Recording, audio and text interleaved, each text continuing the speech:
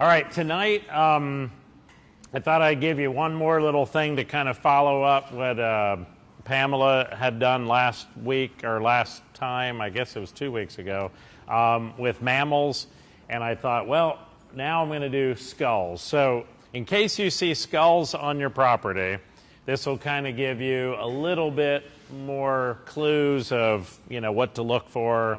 But these are some of the, of course the book isn't this big, but I did 11 by 17s of all the skulls in the book. And a lot of them are actual size, so which is kind of cool. But it's a really good reference, and of course it would only be for the mammals. But if you want another reference, this has animal skulls, and I don't know which way to turn this thing. Okay, so this one you can see got a little bit abused. I have another copy, but I didn't bring that one. But this one is really good. It gives you, like, if you remember when she was talking about dentition, you know, like, I don't know, are there dentists here? Well, yeah, orthodontist. Somebody's trying to pull something back there. But there's, I'm looking for my picture. Here we go. Okay. But if you take a look at this, you know, the way that they categorize the teeth, at least for mammals, you know, the two on the end are the molars, then the 4 right there are premolars, a canine, and then the 6 incisors. The way that they do the dental formula when I show you up here is they do it by quadrants. So, you know, it'll be like, if they do it, it'll be 3, 1, 4, 2. And that's the way it'll read. And then you can add that up. Sometimes the teeth in the top are more than the teeth in the bottom. So, but those are little clues you can use to figure out, you know, what's what on your property. So what is a skull and what's it for? Yeah, so protects the brain. There we go. And since you just ate, I have real brains. So I thought I'd pass it around. Jesse, take a look, man. And then here. And we got another brain. You ready? Here it comes. Okay, so the skull is to protect brains. So it's on all the vertebrate animals. So that's fish, amphibians, reptiles, birds, and mammals.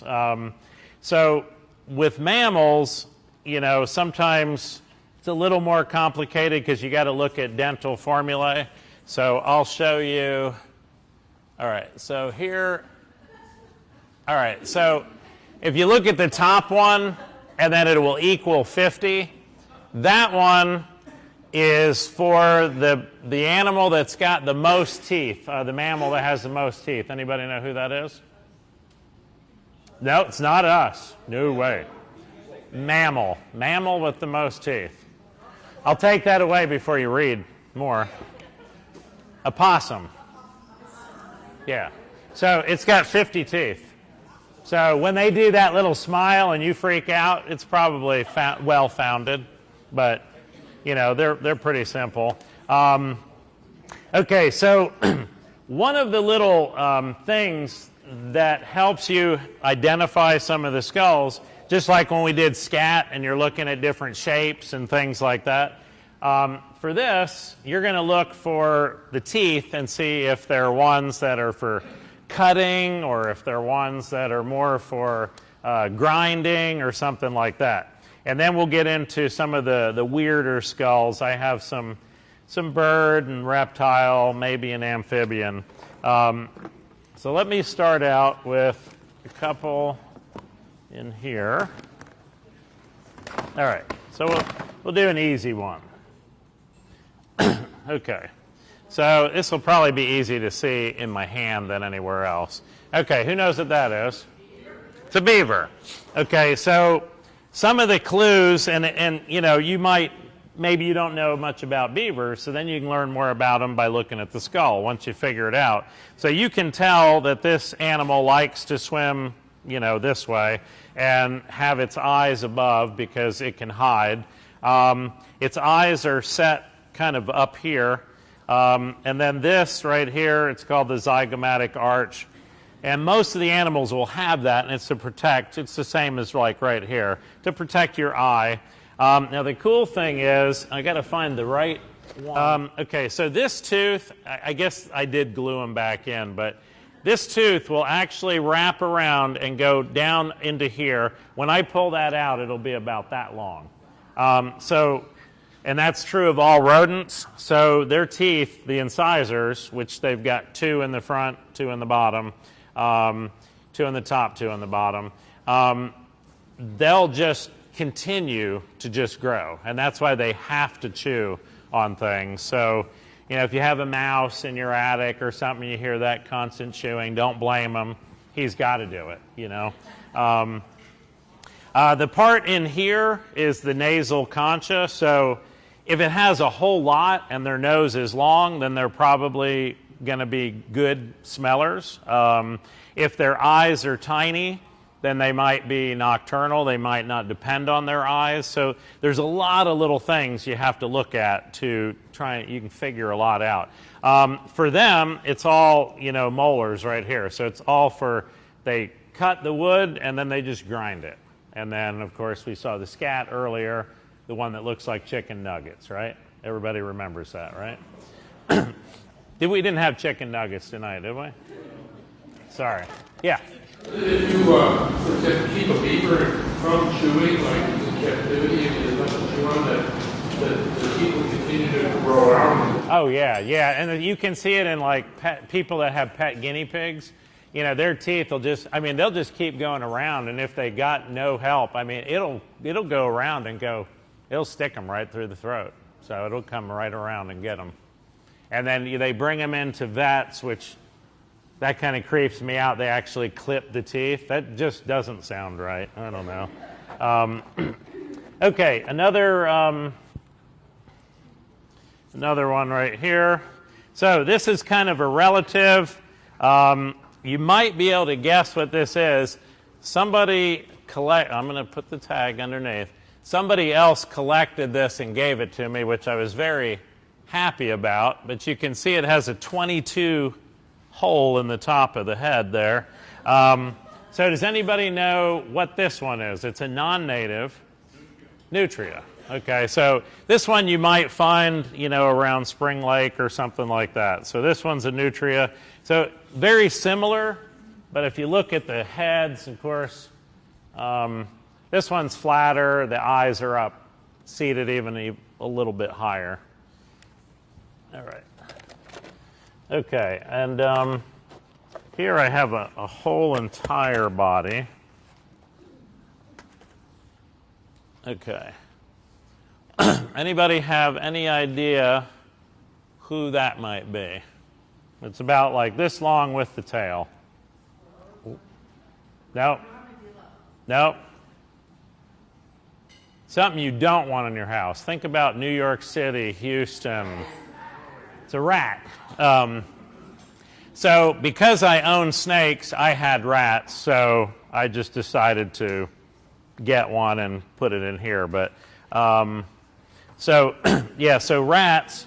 And so here is the size of a rat skull. Don't worry, I'll eat with my hands later. Okay, now here is one that it's basically a herbivore, but it's a lot different. Okay, and it's got really big eyes, and it does have, and the eyes are on the side. So the little phrase, eyes on the side, it can run and hide. Eyes in the front, it can run and hunt. I don't know, cute little thing, right? So anybody have any idea? These live all through the hill country and west. Rabbit. What kind of rabbit? Jackrabbit. Okay, this one's a jackrabbit. There's a way to tell on the back of the skull. You can count the teeth too, but this one's a jackrabbit. So that's a jackrabbit, and then to compare it to a a regular cottontail, eastern cottontail. This is a small jackrabbit, but here's an eastern cottontail. So they are very similar.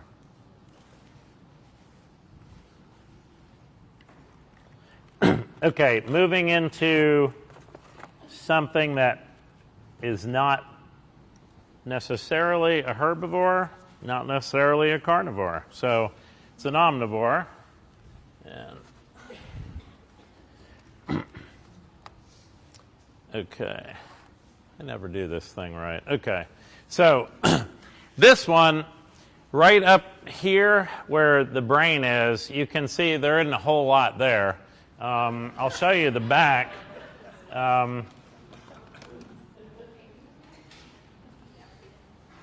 So yeah, so this is where the cranial capacity would be. This is part of his, that actually goes there. But you can see that one doesn't have much cranial capacity. So take a guess at who that might be. Possum. It's a possum. It's a possum. They are cute. They are a little bit dumb sometimes, but they, I mean, look at how cute that is. I mean, that's just extremely cute. Okay, but remember, they do have the 50 teeth, so they have incisors up here. They've got their canines, premolars, and molars, and they pretty much can do a little bit of everything. So anybody that's had chickens before that didn't make a chicken house like I make them, you've had probably these come in and do something to your chickens or whatever.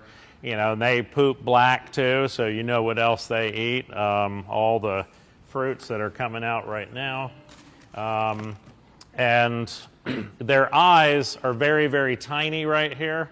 I don't know what all this space is other than it's probably for muscle to hook, because right here, that's why, I don't know, the old term bonehead, okay, came from where you would have this big ridge, you know, and you had a bony head. And so it's actually for grabbing, eating, chewing, and so that's muscle attachment up there, or calling a muscle head or whatever, you know, because that's shouldn't do that while you're drinking, right?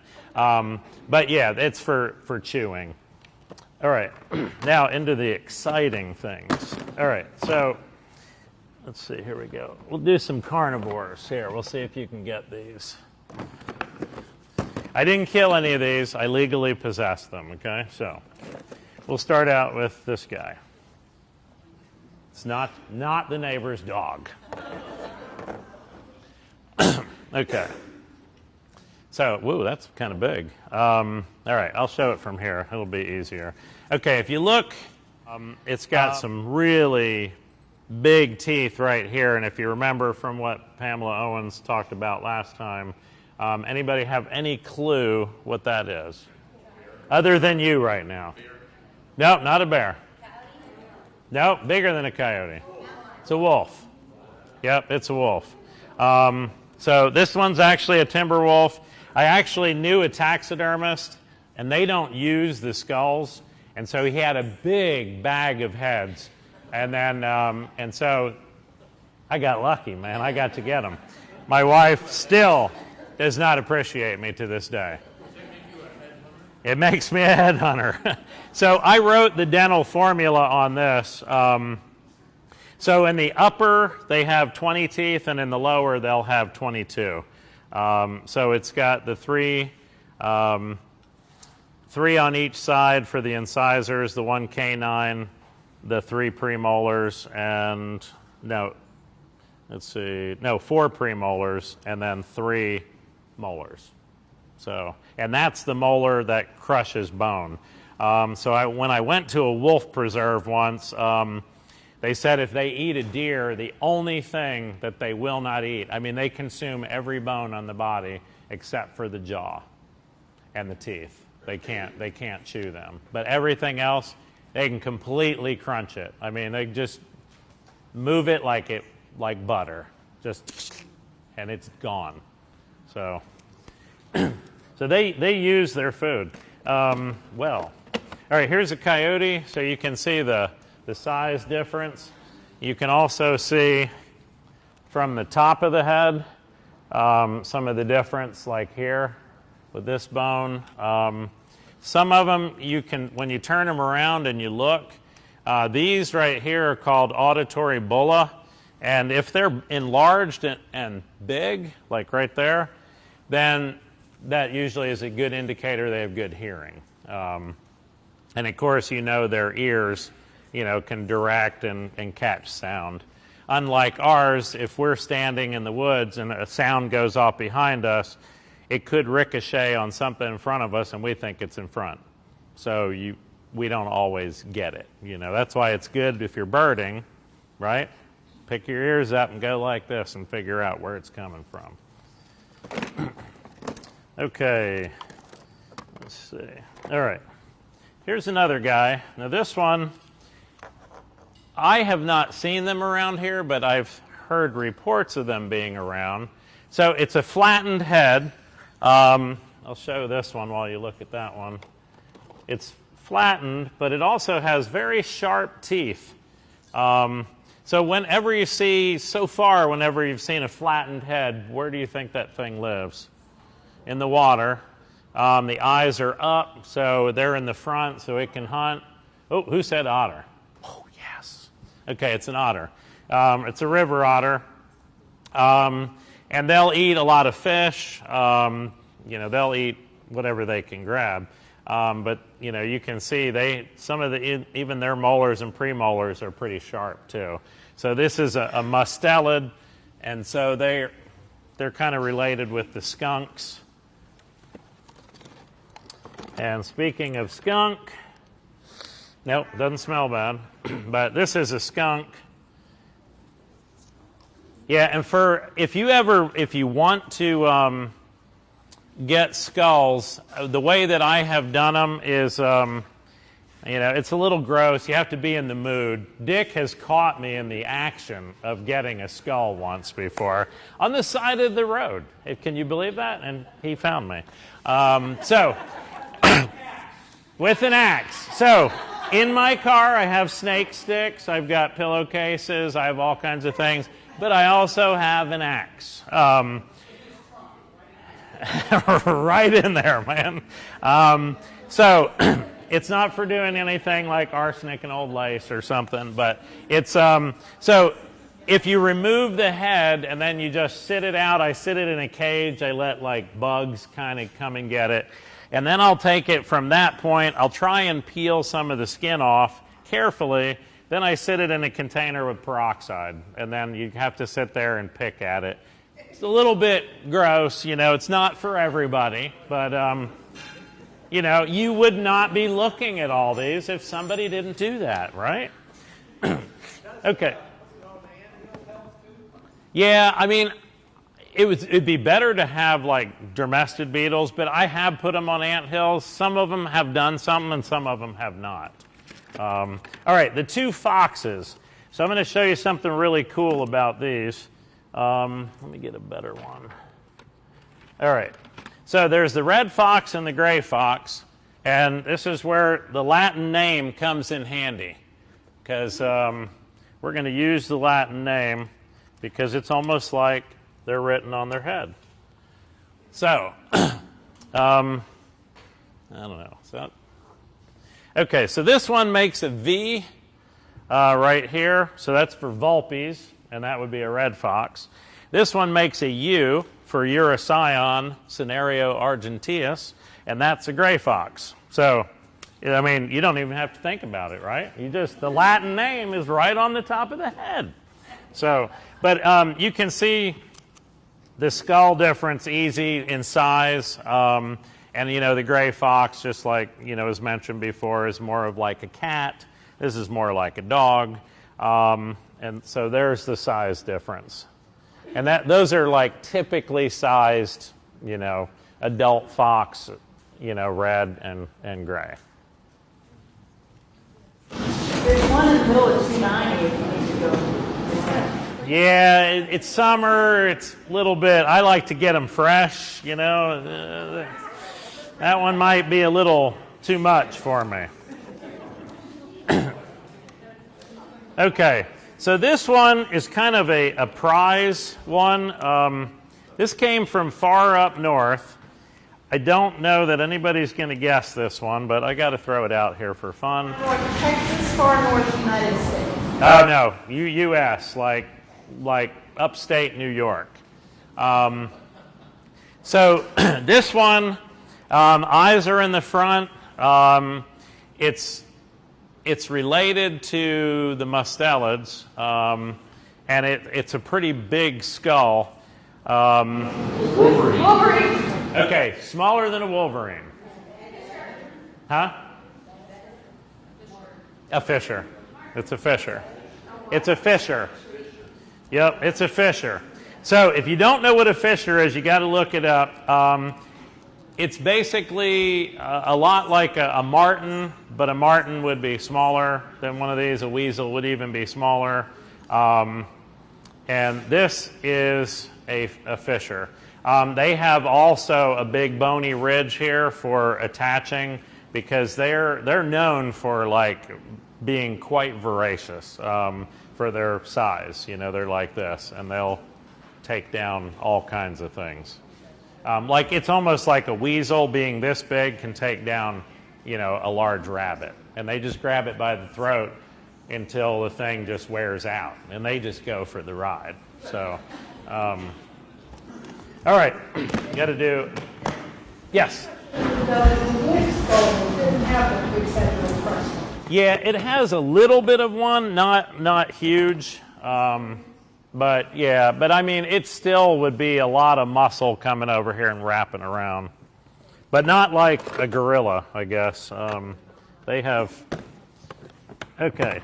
Oh, mountain lion. Yeah, hang on. I got one of them. All right, anybody know what this is? Okay, so look at the teeth.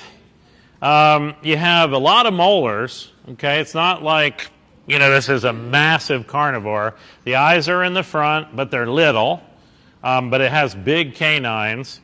It's got good nose, good brain, and big auditory bulla, so it's got good hearing. Probably not good vision. Good smell, good hearing, not very good vision. Black bear.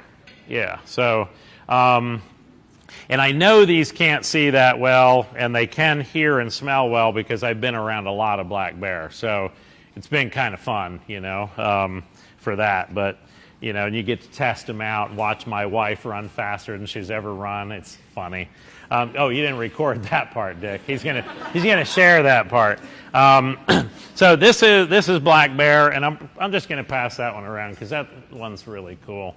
And here is a mountain lion, cougar, puma, catamount, wherever you come from. So this one, it's got glue all over it because it was inside a specimen, and then the guy just decided to part with it and give it to me, which I was so happy. But they're cats, you know, their heads are a little more compact, and you can see all the teeth back here for just tearing flesh, which this one is also super, super cool. And a bobcat is going to look like this. So here's a bobcat compared to a mountain lion. So nobody should ever mistake these, okay? Not alive, dead, head, whatever. Don't mistake them, because there's a huge size difference, 200 pounds to 20 pounds. All right, quiz question, because I think, I'm out of time. All right, so huge cranial capacity. I don't have the whole skull. That's what I found. I found it in California on the beach. Sea lion. It's a sea lion.